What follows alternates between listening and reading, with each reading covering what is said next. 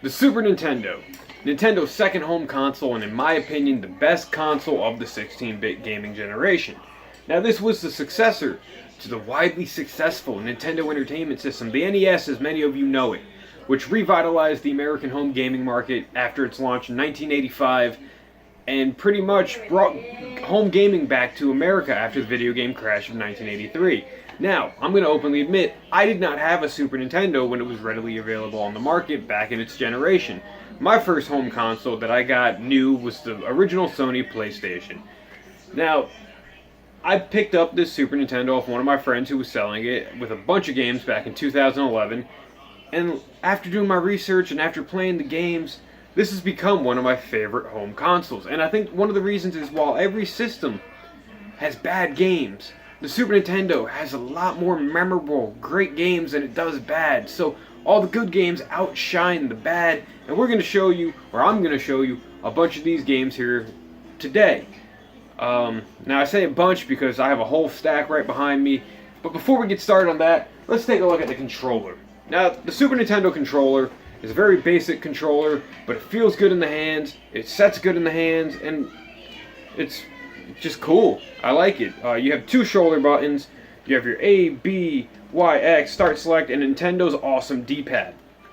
Now this is years before analog control became a mainstay thing, before it became basically a standard in video games, and the D-pad in 2D gaming works just fine, as well as some 3D games, due to the fact that the Super FX chip in certain games allowed for pseudo 3D games like Star Fox or Super Mario Kart, games like that. Now, one of the other peripherals I want to show you, it's kind of an add-on for the Super Nintendo, and that's the Super Game Boy. Now, what the Super Game Boy is it allows you to play Game Boy Pocket games just by plugging it into the top part and plugging this in to the console. Basically, underneath this shell of the cartridge is just Game Boy hardware, so essentially you're plugging a Game Boy into your Super Nintendo, which then outputs on the TV. And one of the great benefits of this, whereas a lot of Sega's add-ons that they were coming out with all required different power sources, they all required additional like cables to connect to the console, this just plugs right in, you plug your game in, and it plugs in, and you play your games. Basically, if you were playing a Game Boy on a big screen, that's what's awesome. Now, let's take a look at some of the games that I've pulled out to show you guys today. We have Final Fantasy III, which is known as Final Fantasy VI to most of the world, or to Japan, and it's known as Final Fantasy VI nowadays with all the re-releases. The reason that this is Final Fantasy III here in North America is we didn't get Final Fantasy II, 3, and I think 4 initially, so our Final Fantasy II was Final Fantasy 4 or 5, so this became Final Fantasy 3. It was a whole weird misstep, and then when Final Fantasy moved over to the PlayStation, it became Final Fantasy 7, which was its rightful name. Now, one of the other things I want to mention before we keep going is that Nintendo had a lot of third-party support for the Super Nintendo, and a lot of third parties were making fantastic games for the Super Nintendo, whereas third-party support for Nintendo consoles today is only finally coming back with the Switch, and everyone really is being really excited about that and giving the support for the Switch. In recent years, Nintendo hasn't had that third-party support. The Super Nintendo was one of those consoles that had fantastic third-party support.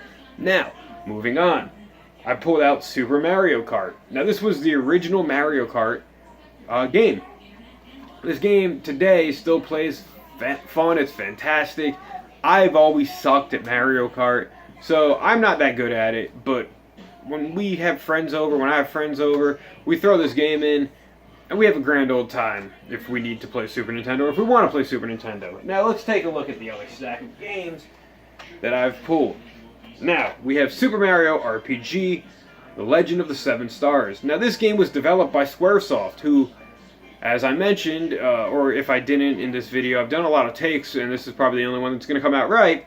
Squaresoft was huge in making games for the Super Nintendo, and Squaresoft, you guys nowadays know as Square Enix, is an RPG powerhouse, and the Super Nintendo was an RPG powerhouse. It had so many great RPGs, Final Fantasy being one of them, and Super Mario RPG being another. Now this game basically was the Final Fantasy of Mario games, to the point where Square developed it kind of like a Final Fantasy game, but the graphics were very, like, what's it called, isometric 3D. But the game itself, the story is really fun, the game is easy to get into, it's not too difficult, and this game was the precursor to the Paper Mario series, which Square was originally supposed to be making Mario RPG 2, and due to some kind of fallout with Nintendo, that didn't happen. This game has gone up in price over the years, but it's still a fantastic game to pick up. We have, might as well leave those for last. We have Killer Instinct, made by Rare. Now, a lot of you newer gamers know Rare as a developer from Microsoft, but before that, they were like the main second-party developer for Nintendo. And even in the N64 era with Banjo-Kazooie, with Conker, Rare was one of those mainstays for Nintendo as Naughty Dog is to Sony. Killer Instinct is a fighting game that uses sort of polygonal graphics to give you an almost 3D fighting game that was like a rival to Mortal Kombat at the time. I mean, it's cool, it has a black cartridge.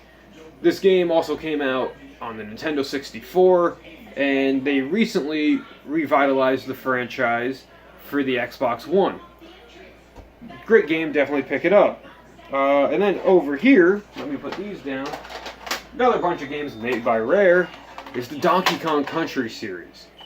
Now, I know everyone who is a classic retro gamer has played Donkey Kong Country. And Donkey Kong Country was revolutionary for its time because it had these graphics that no one ever really thought was possible on the Super Nintendo. Rare kind of pulled a hat trick out, whereas everyone was getting ready for the release of the PlayStation, and then the 3DO was out, and 3D gaming was becoming a mainstay thing. The release of these games kept people engaged in the Super Nintendo, I guess you could say. They had 3D models in a 2D world, 2D backdrops, and they're platforming games. And Donkey Kong Country now has become like legendary in the gaming world because the games themselves are just so good. We have Donkey Kong Country 1 where you play as Donkey Kong. You have Donkey Kong Country 2 where you play as Diddy Kong. And then you have Donkey Kong Country 3 where you play as Dixie Kong. All the games kind of play in a very similar style where each game kind of advances over the previous formula, and it always works. Rare did a great job with these games, and that's why I think Donkey Kong Country has had such a mainstay in the gaming community. Now, another game by Squaresoft I want to show you guys is Secret of Mana.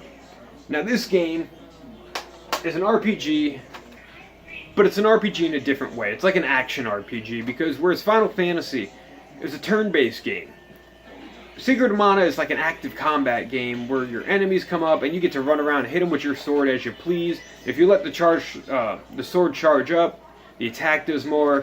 Then there's like magic and spells you could do. It's a very beautiful game. It's a very artsy game. I played that game and beat it maybe about 2 years ago now, so I don't really remember the full extent of it. Aside from you fall off a bridge in the beginning of the game and you need to grab this sword, and that's pretty much all I remember. And I remember going through different areas and levels and beating the bosses, but I just remember I had so much fun with that game. Which leads me to another game I had so much fun with. And it's a game that if I made this video and didn't mention, I would probably get a lot of criticism and ridicule for it. That's The Legend of Zelda, A Link to the Past. Now, my first experience playing this game was actually the Game Boy Advance port that I got in 2002 for Christmas.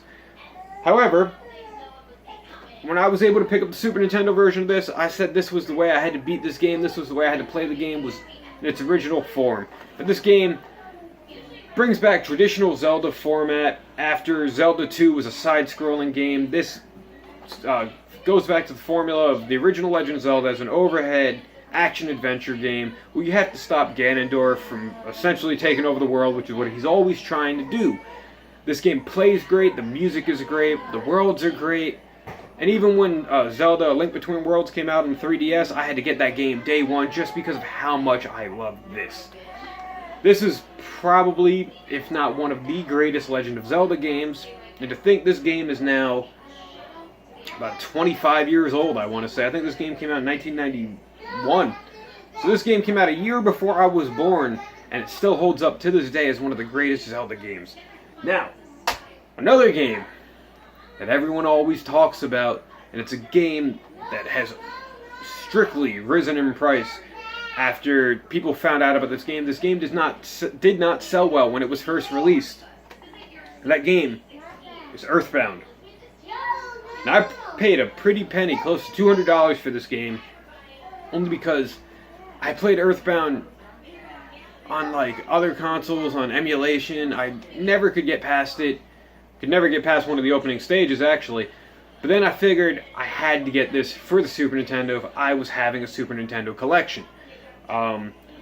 This game, you follow Ness, who people know from Super Smash Bros. Now. This game was released, I believe, in 1995. Towards the end of the Super Nintendo lifespan, which is why it really didn't sell that well. I wish I had this complete in box, because the box of this was a really big box. It came with, I think, an art book. And I know people who were getting this towards the end of Super Nintendo lifespan at Toys R Us for like $30, and now it sells to close to $200. Earthbound is a fantastic game made by Nintendo. It plays well. It's an RPG. It's turn-based. It's wacky. It's quirky. It's about a 30-hour RPG, and it'll definitely keep you entertained this whole time if you're willing to spend a pretty penny for it, or if you can pick it up on a virtual console, like the Wii U I know has it, or the new 3DS I think has it on their virtual console, guys. Earthbound's a fantastic game. Now, I got 2 games left here, and I guess we'll talk about this one first. That's Star Fox. Now, Star Fox was revolutionary when it came out because it used the Super FX chip.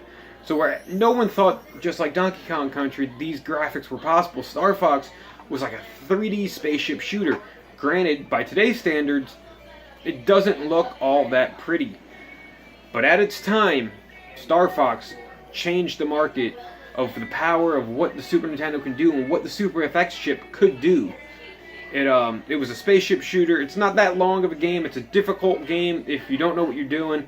I know I find this game hard to this day, but it had polygonal graphics. It was just a really fun game at the time, and it's still fun to this day. And it was just very, very different.